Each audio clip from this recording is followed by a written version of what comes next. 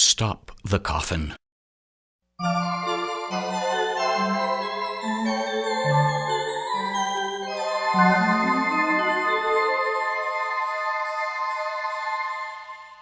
A long time ago, there was a country boy who decided to visit the town to see all of the sights that it had to offer.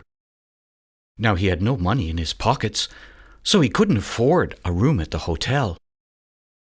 He looked around for a place where he might spend the night undisturbed, and at last he chose to sleep in the cemetery. He curled up behind one of the headstones and drifted off to sleep. But in the middle of the night, he was awakened by something bumping against his foot. He sat up and looked, and there was an enormous mahogany coffin. He backed up a little bit, but the coffin grew closer. He backed up even more, and the coffin grew closer still. Terrified, he jumped to his feet and began to run, and the coffin floated into the air and followed him. He ran out through the gate of the cemetery, and the coffin followed along behind him. He ran through the flower beds and tore up the flowers, and the coffin followed behind him. He ran down the street and through a chicken yard and scared all of the chickens, and the coffin followed along and scared all the chickens as well.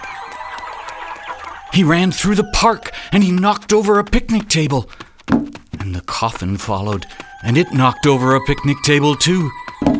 He ran into the stable and terrified the horses, and the coffin floated through the stable and terrified the horses as well.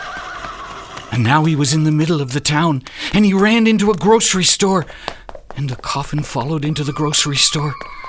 The young fellow ran down the aisles, knocking things off the shelves, and the coffin followed along, knocking things off the shelves as well. Finally, he went into the back room, and he broke through a window and jumped outside. And the coffin broke another window and followed him outside. At last, he ran into a drugstore, and the coffin followed him inside. And the boy grabbed a box from the shelf. And that was where it all ended. He tore open the box and pulled out some cough drops. He quickly ate some, and that stopped the coffin.